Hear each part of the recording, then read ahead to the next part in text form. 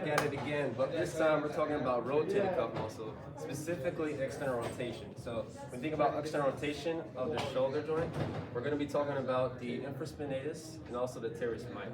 Okay.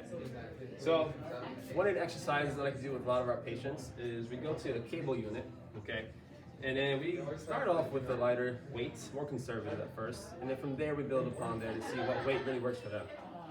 So again, as far as the height, we want to make sure for the individual, I'm a taller individual, we want to make sure that it's not too high or too low. So when we get it to a certain point, we should be able to maintain the elbow loosely to our side and maintain that 90-degree angle of the shoulder and elbow. Okay. And if it's slightly below, it's not going to effectively target those muscles. If it's too high, same thing. So once we're set here, you want to make sure you're here. You want to go ahead and squeeze the shoulder blades back, scapular retraction, and bring the hands slightly above elbow height, okay? And one thing you want to do is just move out a little bit to build up some tension there, okay? Still maintain the squeeze of my shoulder blades, and we're going to go ahead and come out. You see my elbow stay put and come in.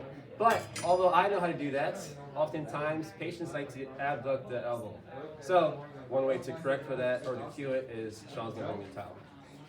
Easy way to correct this. We're going to put the towel underneath the elbow. Okay? Now, keeping this here is going to make it so that they have to keep that elbow in, because if they let it stray away, the towel falls. So this is a great way to cue your patient and keep that form correct. Yeah.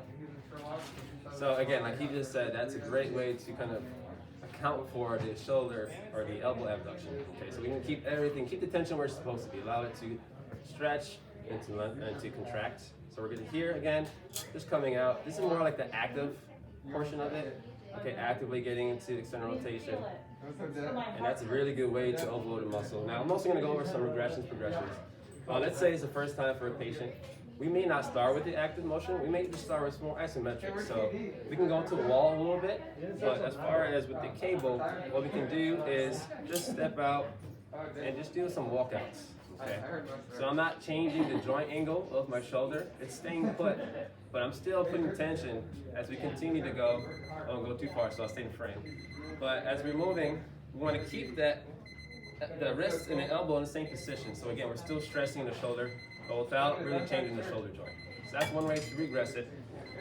Okay. Show us an eccentric motion of that. Eccentric motion. So I'll keep this actually. Now, why is eccentric motion so important, Christian? Eccentric motion for most movement, most muscles is you want to strengthen the muscle while it's also in a lengthening position. Because oftentimes, whether it's recreational sports or any sports or just anything that's going to be kind of a faster movement, the muscle is at a kind of a vulnerable position or point to when the muscle is stretched. So we also want to stretch or strengthen the muscle when it's in a stretched position, not just when it's in a short position. Okay. So that's actually where we get most of our strength as well. Exactly. Is during that eccentric motion. So you actually have more benefits in the eccentric motion and less strain or stress than having to add in that concentric motion. Exactly. That's a great addition to what I just said. But another important fact, so again, for eccentrically, what we can do to load it is we can come here, okay?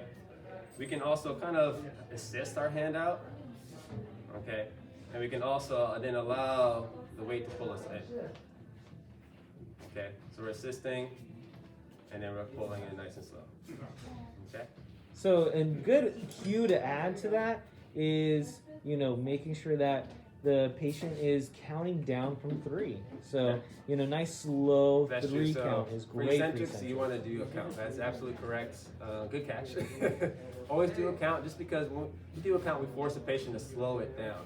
If we don't do a count, again, they're just going to go through it as if it's an active variation, and again, it's not. So we're loading eccentrically, give them a 3-second count, 5-second count, make sure it's challenging, okay? And that's it.